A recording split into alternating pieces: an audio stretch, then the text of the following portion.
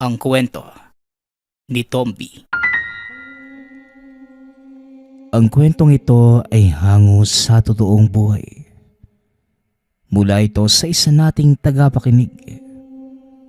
Karanasan ito ni Yano. Walang eksaktong taon. Probinsya ng Bicol. Lumaki si Yano sa pangangalaga ni Lolo Tino. Silang dalawa na lamang ang magkasama sa buhay at ang pagsasaka ang hanap buhay ng dalawa. Saging at kamote ang pangunahing pananim na madalas hinahanap ng mga suki sa merkado. At sa lawak ng taniman, may namumukod tanging puno na naiiba sa lahat. Ito pa lamang din ang unang beses na nakakita ng ganong klase ng saging ang binata. Malaki ang buwig at ang mismong prutas, kulay lila na bahagyang mapupula ang balat. Sa tuwing mapapadaan sa bahaging kinalalagyan nito, hindi maiwasang mapatingala.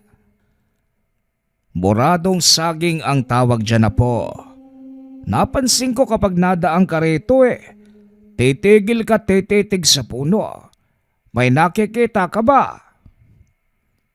Tanong ni Lolo Tino. Wala naman ho, Lolo.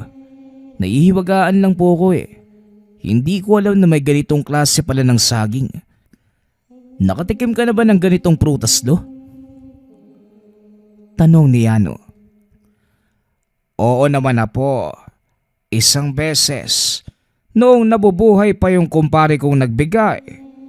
Kagaya pa rin naman ng ordinaryong saging na nakakain natin sa araw-araw. Pero alam mo ba kung ano ang pinakahihintay ko sa punong yan? Ang mutya na kusang pinagkakaloob sa takdang panahon. Mutya, Lolo? Ano pong klase yun? Klase ba yan ng swerte? Hindi. Batang ito talaga. Kapag sinabing mutya, tumutukoy sa malakas na sandatang panlaban sa mga aswang, engkanto at iba pang masasamang elemento sa paligid. Katulad ng anting-anting ambisa, kung pamilyar ka roon. Anting-anting lang pala paano naman magkakaroon ng mutya ng puno ng saging? May maglalagay po ba na antingero? Hindi. Ito ang tinatawag na biyaya ng kalikasan. Kusang magbibigay pagsapit ng tamang oras. Huwag ka na nga masyadong maraming tanong. Hintayin na lang natin ang araw na yon. Pag-uusap ng maglolo. Natawa na lamang si Yano sa usapan nila ni Lolo Tino. Napatitig sa puno ng saging. Napailing na lamang sa sinabi na matanda. Pagsapit ng hapon, natapos din ang pagtatabas ng damo. Nagpapahinga sa duyan. Nang matanaw ang isang lalaki sa hindi kalayuan, dali-daling sinita. Dahil isa-isang sinisira ang mga saha. Tumigil ito ngunit binantaan si Yano.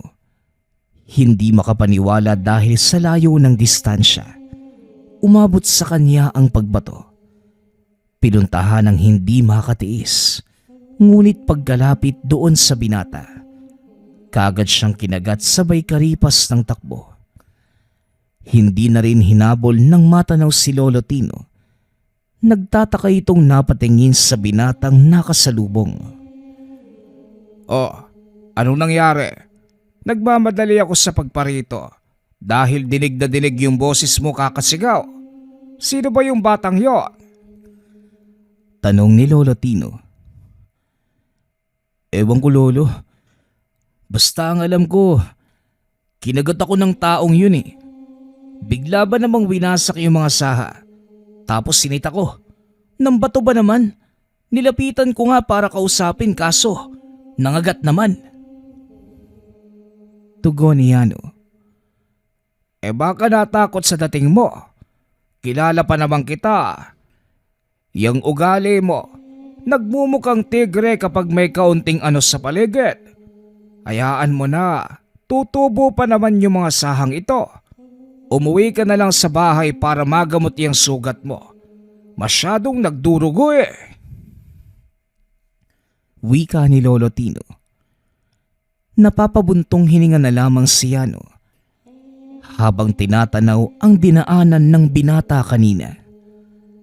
Nakita niya ito, nakatingin, nakipagtitigan ng ilang sandali bago tuluyang umalis. Napailing na lamang si Yano. Nagdikdik ng malunggay. Ang katas nito ang ginawang gamot. Napadaing sa labis na kirot. Matagal bago tumigil ang pagdurugo ng sugat ni Yano. Rumehistro ang iilang ngipin sa balat. Habang nakatitig, kinilabutan sa hindi malamang dahilan. Nilagyan din ito ng iba pang gamot pagdating ni Lolo Tino. Ilang araw ang lumipas. Nang tanggalin ni Yano ang benda ay walang nagbago. Sariwa pa rin ang sugat. Lumapit ito kay Lolo Tino para magtanong. Kahit ang matanda, nagtataka kung paanong hindi ito gumaling. Nako, hindi yata epektibo ang gamot natin ha. Pumunta ka kaya kay paring Raul. Ipasuri mo sa kanya ang sugat na yan.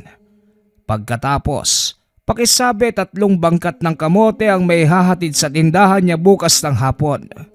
Ang saging naman, sa susunod na araw pa. Wika ni Lolo Tino. Lolo, bata po kaya yun? Hindi naman ganito yung resulta kapag bata lang yung kumagat eh. Tignan yung maigi oh. Tugon ni Yano. Hindi pinapansin ang utos na matanda. Kaya nga ang sinabi ko sa'yo, pumunta ka kay paring Raul. Manggagamot yon. Siya ang makakasagot sa lahat ng katanungan mo. Huwag mo rin palang kalimutan yung... Hoy! Itong batang to, nagsasalita pa ako eh. Wika ni Lolo Tino. Hindi pinakinggan ni Yano ang matanda. Nagmamadali sa pagpunta sa tahanan ng manggagamot. Kaso nga lang, walang tao pagdating. Ang naroon lang ay ang aso nito. Naupo sa tabi at naghintay. Hindi naglaon. Umalulong ang aso, kasabay ng pagtaas ng buntot. Agresibo ang kilos na para bang may kung ano sa paligid na handang sugurin. Kinilabutan na rin ang binata, kaya lumapit sa kamalig kung saan nakabalandra ang iba't ibang patalim. Napabunot ng itak nang lumakas ang alulong. Ilang sandali pa may kumaluskos sa talahiban. Napako ang titig ni Yano sa itim na figura. Nakausli ang ulo nito. Hindi naglaon. Bumungad ang kalahati ng muka. Nanlilisik ang mga mata. Lalong tumahol ang aso. Sumugod at ang kasunod na napansin ng binata. Ang pagtahimik ng paligid. Nang silipin ang bahaging yun, nakabulagta na ang katawan ng aso. Nagmamadaling lumapit kay Mang Raul nang masipat sa daan. Kagad namang lumakad ang matanda. Sinundan ang dinaanan ng nilalang. Pagkabalik ay binato ng tanong si Yano. Sinagot naman ang lahat ng katanungan ito. Manong, ano po kaya yun? Hindi man lang nakatagal yung aso eh. Paglapit patay kagad. Wika ni Yano. Aswang, ano pa nga ba? Ikaw, ano naman ang ginagawa mo rito? Mabuti at hindi ikaw ang inatake. Tugon ni Mang Raul. May ipapatingin po sana akong sugat kaso wala ka kanina kaya naghintay ako. Binatilyo po yung kumagat sa akin eh. Mga edad 12. Hindi naman kalakihan yung katawan pero parang tigre kumagat. Ilang araw na nga po yung lumipas pero sariwa pa rin yung sugat ko. Tignan po ninyo. Wika ni Yano. Sabay pakita ng kamay. Sinuri ito ni Mang Raul. Nagbigkas na mga orasyon. Hinipa ng 3 beses. Matapos ang ilang sandali na pagtitig, pinatuloy sa tahanan para sa aktwal na gamutan. Hinugasan ng langis ang sugat. Naglabas ng mga gamit na hindi mapangalanan ni Yano. Hinayaan niya ang manggagamot anuman ang gawin. Hindi nagtagal, nakaramdam na matinding kirot ang binata. Hindi naman makapaniwala si Yano nang sabihin ni Mang Raul ang katotohanan. Aswang ang binatilyong kumagat sa kanya. Napatitig ang binata, nahirapan sa pagproseso sa nadinig. Nang magtanong ang matanda, inilarawang mabuti ang binatilyo. Nang sandaling yun, normal lang naman lahat ng kilos ng lalaki. Tipikal na galaw ng taong galit. Nagwawala, masama ang titig. Walang napansin na amoy katulad ng tanong ni Mang Raul o kahit ang nakakakilabot na hangin. Pambihira ka naman, Yano. Hindi mo man lang nasagot yung mga katanungan ko. Sigurado ka bang wala ka talagang napansin? Hindi bale na. Baka napadaan lang yon. Bibigyan kita ng langis. Huwag mong kaliligtaang gamutin ang sugat mo araw-araw. Tuwing hapon naman, kailangan mong pausukan ang kamangyan. Bumalik ka sa susunod na araw para sa muling pagsusuri. Maging maingat ka rin sa iyong paligid. Wika ni Mang Raul. Umuwi si Yano dala ang mga gamot. Habang naglalakad sa daan, napansin ang pag-alingasaw sa paligid. Hindi alintana dahil dumaan sa tambakan ng basura. Ngunit pagdating sa unahan, nagulat ng masipat ang binatilyo. Ngunit sa puntong yun, magaan ang pakikitungo. Nakangiting lumapit sa kanya. Nag-alay pa ng pagkain na nakabalot sa dahon ng saging. Hindi nagsasalita. Inilapag lamang sa lupa at saka dahan-dahang umalis. Akala mo yata mauuto ko sa ganyan, ano? Aswang ka. Hindi mababayaran ng pagkain yung ginawa mo sa akin. Wika ni Yano sa sarili. Dinampot ng binata saka binalibag. Saktong tumama sa ulo ng binatilyo. Sa puntong ito, kinilabutan ang binata sa titig. Matalim na parabang tatagos sa buto. Hindi naglaon. Nawala bigla at lumitaw sa likuran. Sumugod, nanakit at nanakal. Nanlaban si Yano dahilan para dumausdos pababa ng burol. Mabilis na sumunod ang binatilyo. Ngunit sa pagkakataong ito, may tumagos na patalim sa katawan at nang sulya pa ng likuran. Naroon si Mang Raul. Ang matanda naman ngayon ang sinugod ngunit hindi nakatagal. Matapos ang ilang beses na saksak at pagsambit ng orasyon, tuluyan itong bumulagta. Pag-alis mo sa bahay, kinutuban ako sa ihip ng hangin. Mabuti na lang sinundan kita dahil kung hindi, malamang naging hapunan ka na. May langis ka pero hindi mo man lang naisipang isaboy. Ito ang binatilyong kumagat sa'yo, ano? Wala ka nang poproblemahin dahil ayon sa kasabihan naming manggagamot, kapag nasawi na ang aswang na kumagat sa tao, mawawala ng bisa ang sumpa.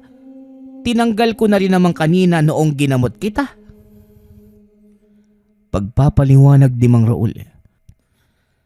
Sinamahan si Yano pauwi ng matanda.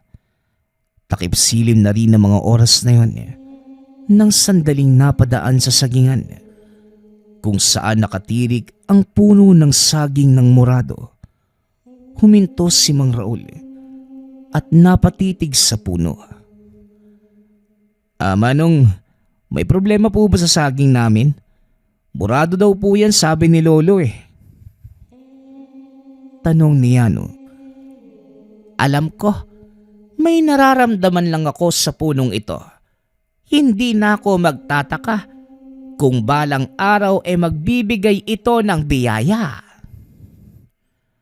Tugon ni Mang Raul. Sa sinabi ng manggagamot, naisip ni Yano ang sinabi ni Lolo Tino. Sa tahanan tinuloy ang usapan at dito nakarinig ng mga bagay-bagay na tuluyang nagpataas ng balahibo sa katawan ng binata. Binanggit ni Mang Raul ang aswang na kumagat kay Yano. Nasawi ito sa madali ang engkwentro kanina. Tinukoy na matanda na sa mga susunod na araw, posibleng magsunod-sunod ang pagdayo ng mga nilalang sa lugar, lalong-lalo na sa sagingan. Mag-aabang ang mga ito sa puno na magbibigay ng mutya sa takdang oras. Kinumpirma ng manggagamot na mangyayari ito dahil ang mutya ng saging na hawak ng albularyo naging aktibo ng sandaling tumapat sa puno ng morado. Nilinaw ang babala na kapag may aaligid, huwag nang makialam. Ang punong may kargang mutya ay siyang magtataboy sa mga elemento. Tuwang-tuwa naman si Lolo Tino dahil ilang taon magmula noong itinanim ang puno. Sa wakas, mangyayari na ang inaasahan. Naging kapanapanabik nang sabihin ito ang pangalan ng kumpare na nagbigay ng saha. Si Mang Densyo, ang kilalang manunugis sa probinsya. Siya rin ang nagkaloob ng mutya kay Mang Raul. Matapos naman ang usapan, lumapit si Yano sa matanda upang magtanong. Manong, hindi po ba delikado yung ganon? Kayo na rin po yung nagsabi na may aaligid sa punong magbibigay ng mutya sa takdang oras. Nakita nyo naman sa bahaging to ng sityo. Walang ibang tao, kundi kami lang ni Lolo. Kung sakali mang susugod yung mga yun, syempre lagot kami. Ano bang laban namin sa mga aswang? Tanong ni Yano. Kagaya rin ang sinabi ko, sa puno ng morado aaligid ang mga aswang. Hindi nyo kailangang makialam dahil ang puno mismo ang magtataboy sa mga ito kung magtatangka silang kunin ang mutya. Wala ka namang dapat ipag-alala, Yano. Tugon ni Mang Raul. Paanong hindi mag-aalala, Manong, kung sa taniman namin nakatirik yung puno na dahilan kung bakit may aswang dito? Inunahan na ng binatilyo. Kinagat pa nga ako tapos inatake. Manong, paano kung putulin na lang natin yung puno? Sa ganun maiiwasan yung anumang problema? Wala kang alam, kaya mainam nang tumahimik ka na lang. Walang puputulin na puno. Hayaan mong mabuhay ang morado. Hayaan mong magsilang ng mutya ang punong yon. Tugon ni Mang Raul. Hindi na nakahabol ng tanong si Yano sa pagmamadali na matanda. Napailing na lamang ang binata habang hinahatid ito ng tanaw. Nang dumako ang tingin sa sagingan, hindi maiwasang kilabutan sa ideyang may aswang. At hindi nagtagal, may napansing gumagalaw sa hindi kalayuan. Nang titigang mabuti, unti-unting lumitaw ang anino ng nilalang. Unang lumantad ang nanlilisik na mga mata. Sinundan pa ng nakakakilabot na pag-angil. Nagmamadali si Yano sa pagtawag kay Lolo Tino. Dali-daling sinara ng binata ang mga pinto at bintana. Pinatay ang gasera. Nakinig sa ingay ng paligid. Hindi makatiis si Yano. Sumilip sa labas. Tanaw niya ang puno ng morado mula roon. Sa tabi nito ay may gumagapang na aswang. Sa napansin ng binata, hindi lumapit ang nilalang sa puno. Umaaligid lamang. Matagal na nasa ganoong sitwasyon ng nilalang hanggang sa kusa na lamang itong umalis. Dito lang nakahinga ng maluwag ang maglolo. Lolo, putulin na lang natin talaga yung puno. Ano naman kung magbibigay ng mutya ng saging yung punong yun? Anong mapapala natin? Mas mabuti pang alisin yan para makaiwas sa mga aswang. Wika ni Yano. Nadinig mo si paring Raul. Walang puputulin Yano. Walang gagalaw sa punong yan. Hindi natin kailangang mag-alala. Dahil kung hindi tayo makikialam, walang mangyayari. Kagaya ngayon may nasaktan ba sa atin? Tugon ni Lolo Tino. Lolo, sa ngayon wala. Paano kung sa susunod meron? Putulin na lang natin. Kesa magsisipa tayo sa bandang huli. Hindi. Matuto kang sumunod sa mas nakakaalam. May tiwala ako kay paring Raul. Magtiwala ka rin sa kanya. Pag-uusap ng maglolo. Wala nang nagawa si Yano. Ano man ang pangungumbinsi sa matanda, hindi niya napapayag si Lolo Tino. Kinabukasan, nang mautusang magtabas ng damo, nakatitig lamang si Yano sa puno ng morado. Nakauslina ang puso nito. Maliit ngunit handa ng mamukadkad. Napahigpit ang hawak sa karit. Lumapit at isa-isang pinutol ang tuyong dahon. Nang matukso, sinimulang tagain ang puno ngunit pinigilan ni Lolo Tino bago tuluyang bumagsak ang puno. Bahagyang tumagilid. Sermon ang inabot sa matanda. Nagmamadali naman si Lolo Tino sa pagtarak ng kawayan bilang suporta para hindi matumba. Pagsapit naman ng hapon, balak sana ni Yano na tuluyang putulin ang puno. Ngunit pantay sarado na ito ni Lolo Tino. Pinagbawalan siyang lumapit sa bahaging yun.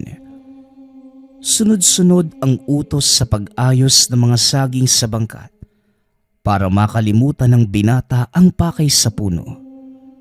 Subalit kahit abala na sa gawain, naiisip pa rin ng binata na itumba ang puno ng morado. Nakatsyempo ito pagsapit ng dilim. Wala si Lolo Tino na mga sandaling yun. Naghatid ng saging sa mga suki. Nagmamadali sa pagputol dahil malapit na ring umulan. Tuwang-tuwa si Yano nang tuluyan itong matumba. Tumalikod na rin ang bumuhos ang ulan. Ngunit siya naman itong natumba.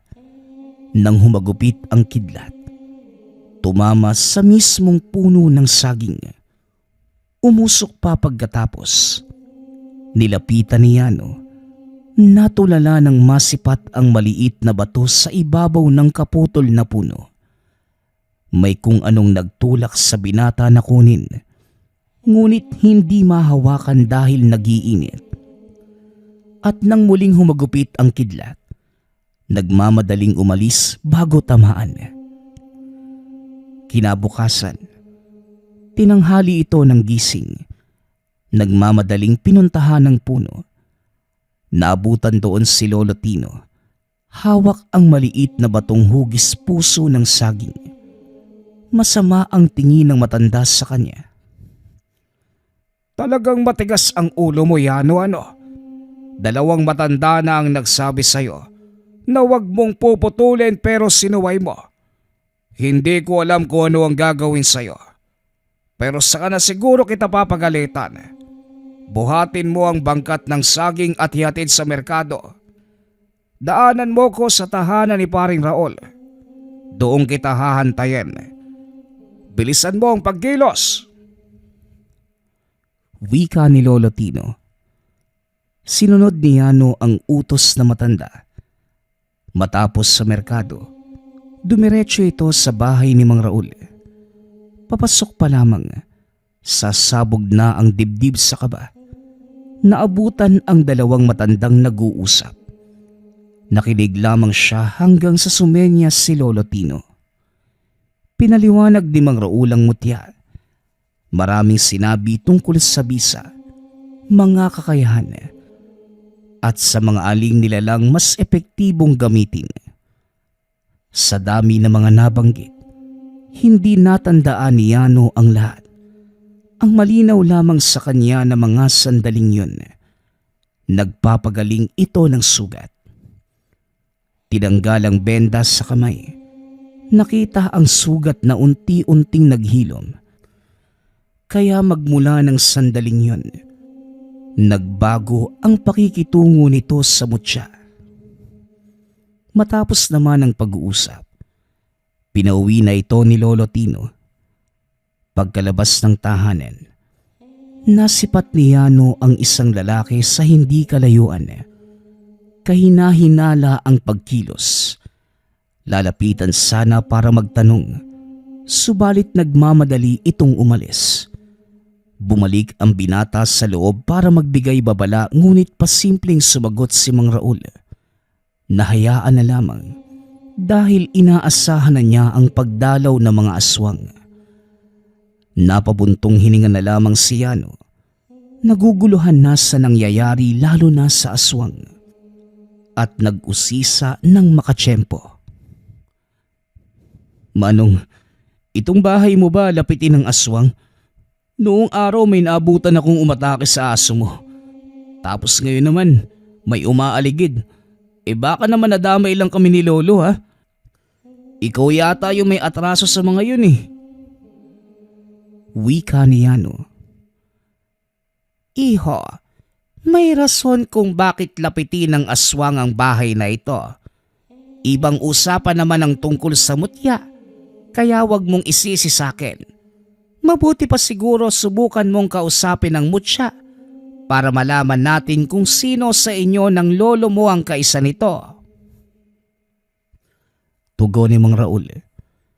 Naguluhan si Yano sa sinabi ng manggagamot.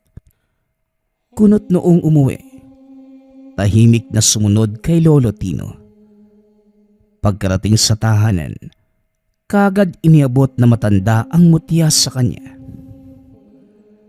Sa palagay ko, hindi para sa akin ang gamit na ito. Masyado na akong matanda. Hindi ko na kakayanin ang responsibilidad. Nakakibat ng pagkakaroon ng tangan. Yano, sa atin ipinagkaloob ang mutya, kaya tayo ang magsisilbi rito. Wika ni Lolo Tino. Hindi na nakapalag si Yano nang magdikta ang matanda. Sinimula ng lahat sa pagsasanay ng pisikal na laban. Tumulong din si Mang Raul. Orasyon at dasalang itinuro. Noong una naguguluhan pa ang binata kung ano ang nais ipagawa ng mga ito. Ngunit kalaunan, naunawaan din niya ang punto. Sa mga unang buwan, bugbog sarado ang katawan, lalo na ang utak kakasaulo ng orasyon at dasal. Umabot pa sa punto na hirap nang bumangon matapos ang walang tigil na pagsasanay. Kalaunan, nang lumipas ang ilang pangbuwan, tuluyang nasanay ang katawan lalo na sa espiritual. Nang handa na sa pakikipaglaban, ipinagkaloob ang mutya. Ang unang ginawa ng binata, pinuntahan ang puno ng morado na pinutol noong araw. Humingi ng tawad sa nagawang kasalanan. Kasabay nito ang pangakong pagsisilbihan ng gamit. Agad-agad, nagsimula ang tungkulin ni Yano. Bilang manunugis nang bumalik sa pananalasa ang mga aswang. Na mga panahong yun, 10 oras nang gisingin ng mutya. Anino ng lalaki sa sagingan ng pumukaw ng pansin. Pinuntahan ito ni Yano. Umatras ito pagkakita sa kanya. Kahit tao lamang ang kaharap, hindi may kakaila ang tinatagong katauhan. Kaya inunahan na ito ng binata. Magandang gabi po, Manong. Anong ginagawa niyo sa sagingan namin? Bibili po ba kayo? Tanong ni Yano. Oo, napadaan na lang din naman ako. Tumingin na rin. Magkano ba ang isang buweg? Tanong ng lalaki. Depende po sa pakay nyo manong eh. Kung malaki ang sadya nyo rito, malaki din ang kabayaran. Tugon ng binata. Tumigas ang muka ng lalaki. Hindi inaasahan na mahuhula ang kagad ng binata ang sadya. Subalit taas no pa rin itong nagbanta. Aba, hindi ko inaasahan na makikita ko ang anak ko na wala ng buhay. Balita ko, dito siya huling nagpunta. Baka kilala mo kung sino ang pumaslang. Tanong ng lalaki. Napatitig si Yano. Hindi inaasahan na makikita ang magulang ng binatilyo. Gayunpaman, kinausap ito subalit walang balak makipag-ayos. Galit itong tumalikod at kagaya ng hula ng binata ay bumalik ito sa ganap na anyo. Dali-daling dumiretso sa pagsugod sa kanya. Wala ding tigil sa pagkalmot ang matutulis na kuko. Nanatiling nakatayo si Yano. Hindi natinag sa sunod-sunod na pag-atake ng aswang. Nang maubos ang pasensya, ay siya naman itong gumante. Gamit lamang ang lakas at gabay ng mutya, binalian ng leeg. Nang isa'y amatanda at bumulagta sa lupa. Sa kabila ng kalagayan, nagawa pa ring tumayo ngunit hindi na hinayaang makatakas. Inapakan ito sa ulo, bumunot ng itak at saka pinugutan. Napalingon nang makita si Mang Raul. Naunang dumalaw sa tahanan nito ang aswang ngunit nakatakas. Kaya napadpad sa tahanan nila Yano. Babala ng matanda, huwag magpapakampante dahil masusundan pa ang mga pagsugod. Duda si Yano sa kilos ni Mang Raul. Para sa kanya, may sarili itong motibo. Bigla na lamang susulpot sa tuwing may matutugis. Gayunpaman, hindi na lamang ito pinansin. Naniniwala pa rin na may dahilan ng matanda.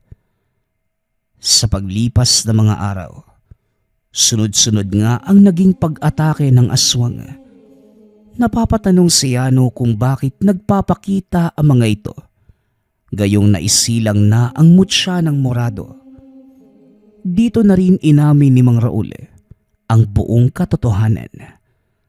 Ang unang saha ng morado ay pagmamay-ari ng kalahating albularyo at kalahating aswang. Dakilang mamamaslang ng kauring halimaw. Matagal na panahon noong mangyari ang sigalot sa pagitan ng albularyo at aswang. At ang sino mang makakuha ng saha, tinutugis ng aswang sa layon na mapigilan ang pagsilang ng mutya. Naitanong ng binata kung meron din bang tinatagong saha ang matanda. Tumango ito bilang pagsagot. Pero matagal nang naidispatcha ang saha dahil hindi nagbunga. Gayunpaman, pabalik-balik pa rin ang aswang sa tahanan. Kung minsan, tinuturo ko yung sagingan nyo para makatakas sa kanila. Pasensya na Yano ha. Pag-amin ni Mang Raul, napatango na lamang ang binata. Ni hindi ito nagtanim ng galit sa matanda. Sa kabila ng pag-amin, nauunawaan niya ang totoong dahilan. Lumipas ang linggo na payapa. Subalit pagkabiluga ng buwan, kaliwat kanan ang pagsulpot ng mga aswang. Hanggang sa napuruhan na si Lolo Tino. Naunang sinugod. Sumaklolo si Mang Raul. Nagbato ng mga orasyon at langis. Habang ang binata naman ay harap-harapang nakikipaglaban. Mabuti na lamang mabababang uri at mabilis na itumba. Malubha ang kalagayan, ngunit nagawa pa ring gumapang palayo. Sinundan, bumulagta ito pagdating sa kakahuyan. Si Mang Raul na ang nagligpit ng mga bangkay. Sa kalagitnaan ng paghukay, napansin ni Yano ang kakaibang ihip ng hangin. Hindi nagtagal, nagsuka ng dugo si Mang Raul. Hindi umubra ang mga pangontrang orasyon. Dali-daling humandusay at nang suriin, may malaki pala itong sugat sa likod. Sariwang-sariwa, bakas ng kalmot. Ilang sandali pa bumungad ang isang matandang lalaki. Ikaw pala ang nakakuha ng huling mutya. Nakakagulat dahil bata ka pa. Matanda kasi ang nakakuha ng naunang dalawa. Para alam mo, ako mismo ang pumatay sa mga yon. Ikaw ba? Handa ka nang mamatay sa mga kamay ko. Wika ng matanda. Pwede ba, Manong? Huwag ka nga magsalita ng tapos. Sino ko ba para manakot? Tugon ni Yano. Tumawa ng malakas ang matandang lalaki. Nagulat na lamang si Yano nang bigla itong nawala. Pagkalingon, sinalubong siya ng kalmot. Hindi inaasahan ang lakas kaya tumilapon. Pagkabango ng binata, sumalubong namang kagad ang walang tigil na pagsugod. Hindi nakabuelo ang binata. Masyadong mabilis ang kalaban. Panay lamang salo ng mga pag-atake. Hanggang sa napadura ng dugo nang maramdaman ng pinsala. Huminto saglit ang lalaki. Humalakhak habang nakatitig kay Yano.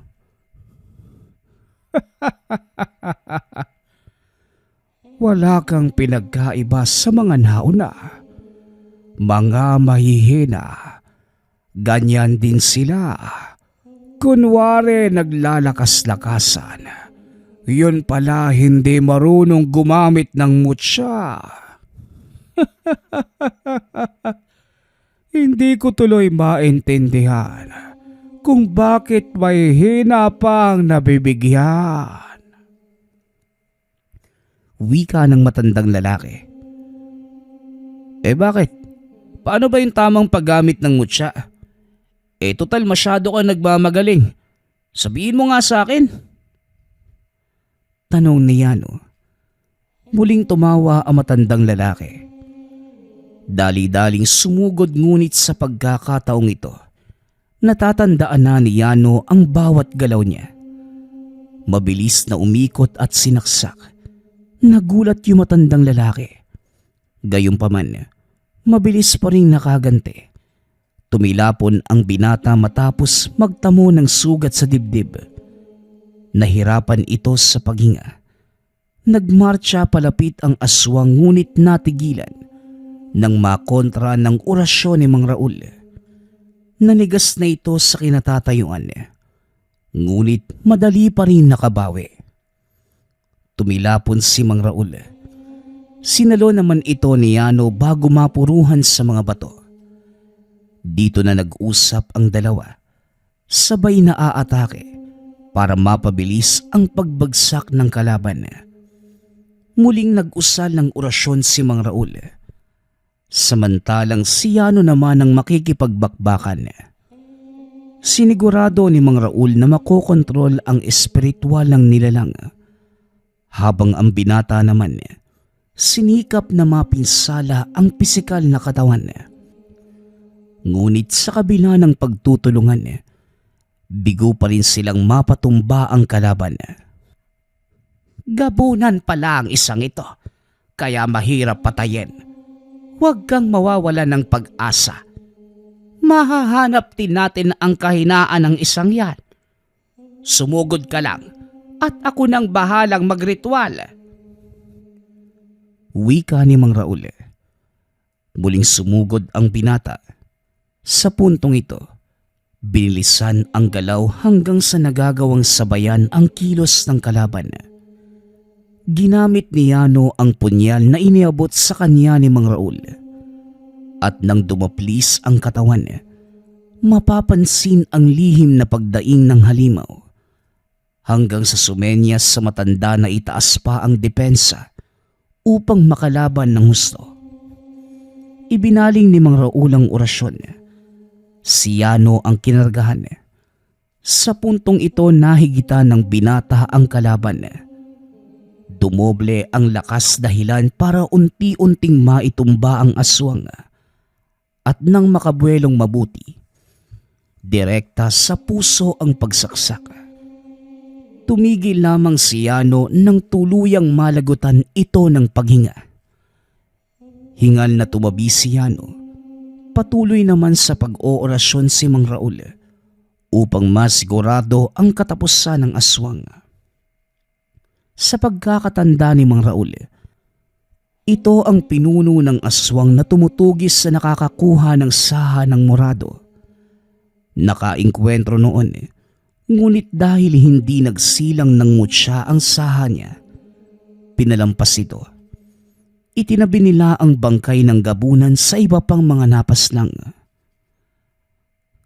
Sa wakas, makakapagpahinga na rin tayo. Ang pinuno ng aswang na mismo ang pinatay natin, kaya sigurado ako na hindi na ito masusundan. Wika ni Mang Raul.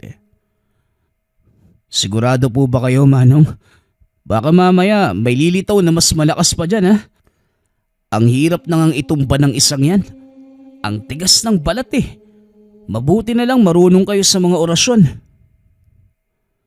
Tugon ni Yano. Hindi ako. Ang mga mutya nating kamo, mutya ng saging at mutya ng morado. Pinagsanib ko ang puwersa ng dalawa at nilapat sa iyo kaya natalo mo ang kalaban. Bakit mo tinawag pang mutya ng morado? Parehas namang saging yung mutya natin ah. Mainam na yung ganon. Dahil sa puno ng morado nagmula ang sayo, may kaibahan man ng lakas. Pero pare-pareho lang ang layunin. Ang talunin ang sino mang magtatangka. Wika ni Mang Raul. Kagaya ng sinabi ng matanda, hindi na muling nasundan ng pagsalakay. Namangha din ang binata sa taglay ng mutya. Dahil sa kabila ng malubhang sugat ng matanda, unti-unti itong naghilom. At nanumbalik ang lakas makalipas lamang ang ilang araw. Habang siya naman, walang maramdamang pinsala matapos ang matinding bakbakan. Nang balikan ni Yano ang puno ng morado, tuluyang natuyo maging ang mga saha. Ito ang huling puno na magbibigay ng mutya. Sa pagtatapos ng kalbaryo sa pakikipaglaban sa mga aswang, tuloy pa rin ang ginampan ng papel ni Yano. Sumasama ito kay Mang Raul kapag may pambibiktima ng aswang sa lugar man o sa karatig bayan. At nang tumagal, nasanay na lamang din ang binata at mas nalinang ang kakayahan. Kung dati ay may katagalan bago mapuksa ang kalaban, ngayon ay tatagal na lamang ng ilang minuto. Lahat ng yun dahil sa gabay ng mutya at sa walang sawa na pagpapaalala ni Mang Raul. Sa paglipas ng panahon, ang mga aswang na mismo ang nagtanda. Kapag naramdaman na nila ang mutya ni Yano, sila na ang kagad iiwas. Nang minsang madinig ang pag-uusap ng mga ito, na lamang natatakot na ito sa tanga ng binata. Ang iba ay kagad sumusuko at nagbibigay galang imbes na sumugod. Sa pagdaan ng mga taon, kinilala si Yano bilang dakilang manunugis. Ang susunod nating kwento ay mula sa isa nating tagapakinig. Karanasan ito ni Fatima. Walang eksaktong taon. Probinsya ng Siquijor. Kasalukuyang problemado ang inang si Fatima. 2 buwan na ang nakalilipas magmula nang hindi na umuwi ang asawa at anak sa tahanan. Ang mas mabigat, nakikita ang mga ito sa kabilang barangay kasama ang isang matandang babae. Napakatanda na nito para sa asawa dahil mukha ng 90 ang kirida. May mga nagsasabi na nagayuma, samantalang ang iba naman idinidiin na aswang ang matanda. Dahil dito kung saan-saan ang manggagamot lumapit ang ginang. Minsan lang may nagtangkang tumulong sa kanya. Ngunit mas napalala pa ang sitwasyon dahil pati ang anak ay pilit na siyang itinataboy. Napakahirap ng sitwasyon. Sa katunayan halos palagi na lamang walang tulog sa kakaisip kung paano mababawi ang mag-ama. Sinubukan na ring pumunta sa tahanan ng matanda, ngunit hindi ito basta-basta makapasok sa hindi malamang dahilan. Kapag malapit na sa pinto ng tahanan, palaging nakakaramdam ng sobrang sakit ng tiyan, kaya kagad na lamang itong umuuwi ng tahanan. Ang lahat ay nangyari ng isang araw. Habang kumakain ng hapunan si Fatima at ang anak, biglang umuwi ng tahanan ang asawa na lasing na lasing. Hinayaan na lamang ito ng ginang na matulog sa upuan at kinaumagahan. Pagkagising, walang ano-ano'y bigla na lamang sinapak. Nagalit naman ang ginang at sumigaw kung ano ba ang problema nito. Ni hindi naman sumagot pa ang asawa. Diretso na lamang umalis ng tahanan. At magmula nga ng araw na yon, hindi na muli pang umuwi ang mister. Isang araw, nakasalubong ito ng ginang ngunit hindi na siya nakilala pa. Pero ang nakakapagtaka, dahil nagagawa pa nitong yakapin ang anak. Hanggang sa isang araw, may nagbalita na lamang sa kanya na kinakasama na nito ang matandang babae sa kabilang barangay. Noong maglakas loob naman ang ginang na ipagamot ang mister sa isang albularyo. Siguro, hindi pa buo ang karunungan ng gumamot kaya imbes na bumalik sa dati, napasama pa dahil pati ang anak ay kusang hinanap ang ama at kagaya nito. Paglipas lamang ng ilang araw, hindi na din siya kilala. Halos mabaliw ang ginang dahil sa isang iglap. Nawala ang 2 pinakamamahal niya sa buhay. Dagdag pa nito, lahat naman ay ginagawa niya para sa pamilya. At ni isang beses, hindi nito nagawang pabayaan ang problema nilang mag-asawa. Ramdam naman ni Fatima na mahal siya ng asawa, kaya labis na lamang ang pagtataka nang biglang magbago ang pakikitungo nito. Ngunit sa kabila ng lahat, mahirap man ngunit patuloy lamang sa paghahanap ng paraan ng ginang. Hanggang sa isang araw, may nakapagbalita na may bagong dating na albularyo sa lugar. Hindi naman nagdalawang isip pa si Fatima na puntahan ito.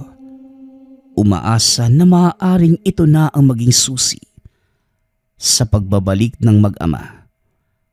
Kagad itong pumunta sa tahanan ng manggagamot. Pagkarating, pinapasok at nilahad naman ang problema. May isang orasyon na hindi kinakailangan ng dasal ang binigay nito kay Fatima at siya lamang ang gagawa. Kaya matapos na mailahad ang lahat ng kakailanganin at paraan, nagpasalamat ang ginang at umuwi na ng tahanan para humanap ng mga gagamitin. Bago pa man makarating ng tahanan, pumunta muna ng simbahan at bumili ng kandila. 10 itim at 10 kulay kayong manggi. Matapos ay dumaan sa isang kapitbahay. Humingi naman ng 2 dahon ng oregano.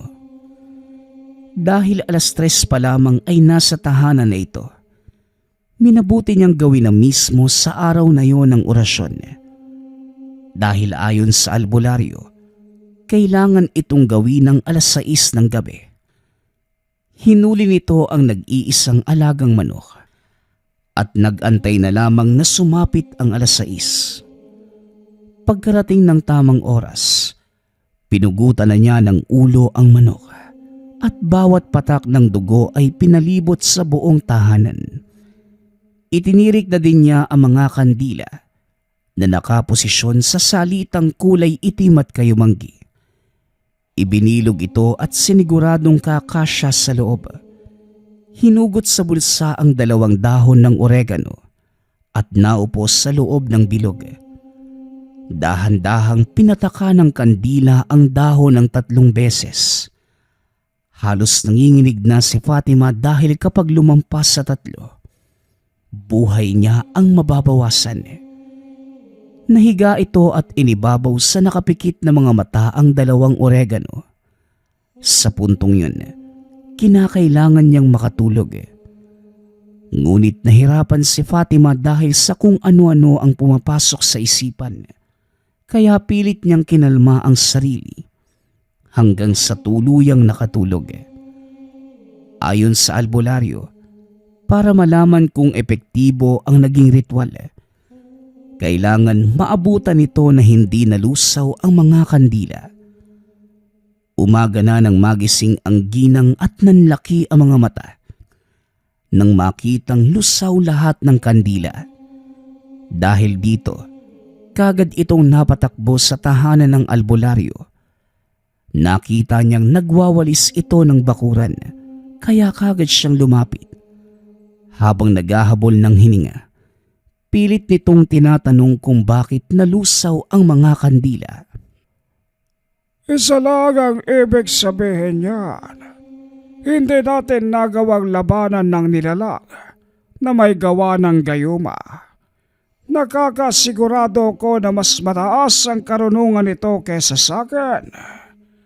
Maaring isang tao o kaya naman mas malaki ang tsansa na isa itong kampo ng kadiliman.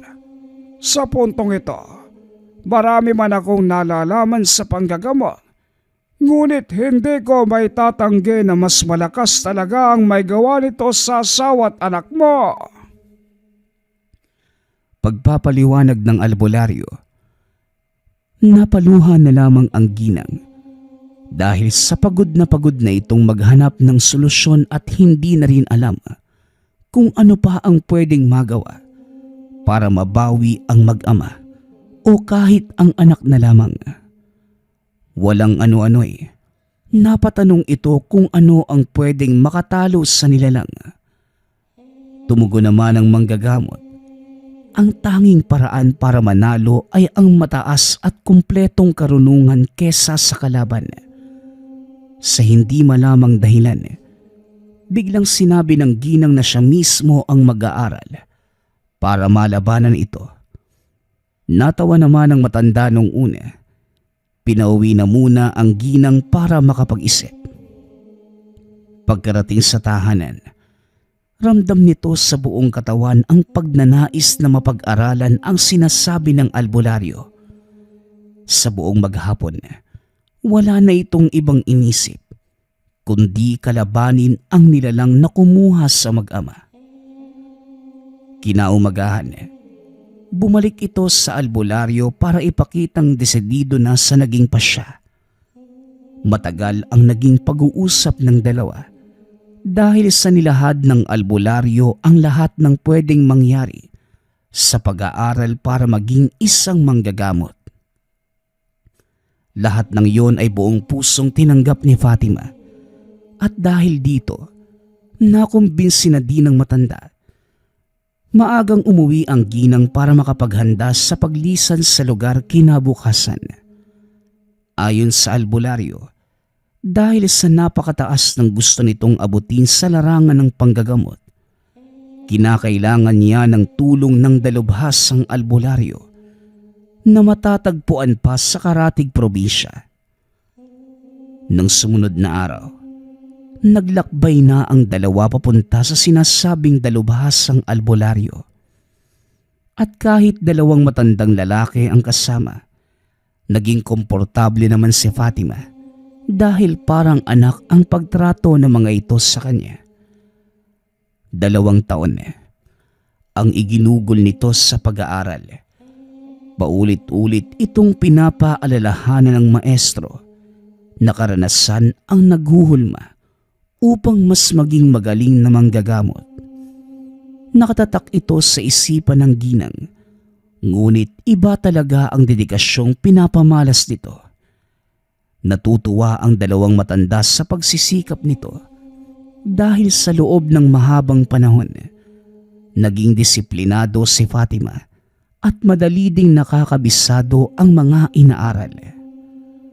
Pagsapit naman ng takdang oras, nakakaharapin na ang nilalang. Kasama nitong bumalik sa lugarang albularyo at sa pagkakataong yun, doble na ang lakas ng loob na meron si Fatima. Pagka-uwi sa tahanan, natulala ito dahil napakatagal na at napakadami nang nangyari. Ngunit hindi pa din nakakabalik sa dati na puro halakhak ng mag-ama ang madidinig. Isang gabi, pumunta ang ginang sa kabilang barangay kung saan naninirahan ang mag-ama kasama ang nilalang. Nang makarating sa tahanan nito, walang ano-ano'y itinulak ang pinto at sa pagkakataong yun, nakapasok na ang ginang dahil sa tanga nitong mga agimat sa katawan. Ngunit wala na itong naabutan sa loob. Naglibot-libot lamang ito hanggang sa naramdaman ang mabigat na presensya. Napalingon ito at nakita ang matandang babae. Nanlilisik ang mga mapupulang mga mata. At dahil ito na ang pinakahihintay na pagkakataon ni Fatima, nagbanggit ito ng mga usal, hinawakan ang isang mutya na nakasabit sa leeg at inumpisahan ang orasyon. Umatungal naman ng napakalakas ang nilalang at tumakbo palabas ng tahanan. Sa sobrang galit, sinundan ito ng ginang para tuluyang patayin. Sa pagtakbo, nakasalubong niya ang mag-ama. Dito napahinto ang ginang at biglang tumulo ang luha. Nang akmang yayakapin sana ang anak, naramdaman niyang hindi na normal na tao ang binata. Kaya naman tinitigan na lamang ito. Bigla namang sumugod ang tatay at nagtangkang ibaon ang mga kuko sa dibdib ng ginang. Ngunit hindi tuluyang nakalapit dahil sa mga pangontra nito. Hindi na nagawa pang gumamit ng anumang orasyon dahil napakalambot ng puso niya pagdating sa pamilya. Hindi na nakakilala pa ang asawa, kaya umatake muli ito at napatumba ang ginang. Sa puntong yun, batid niya na malakas ang puwersang tanga ng asawa. Kaya naman lakas loob niyang inumpisahan ng pag-oorasyon at kagaya ng sa matandang babae, biglang umatungal at tumakbo papalayo. Naiwan sa harapan ng anak na nakatitig sa kawalan. May dasal na binanggit ang ginang, dahilan kung bakit nawalan ito ng malay. Sinamantalayo ng ina para buhatin ang anak at mabilis na maglakad pauwi ng tahanan. Pinaupo niya ang binata sa bakuran. Inumpisahan ang orasyon sa pagbawi sa kaluluwa. Tumagal ng 2 oras ang gamutan at nang matapos, nagising ang anak at may niluwang itim na likido na parang galing sa kanal. Dito niya napag-alaman na namarkahan na ito ng nilalang bilang magmamana sa lahi kung sakaling mamatay. Ilang minuto lang ay umiyak ang binata na parang bagong silang na sanggol. Niyakap ang ina at kinausap.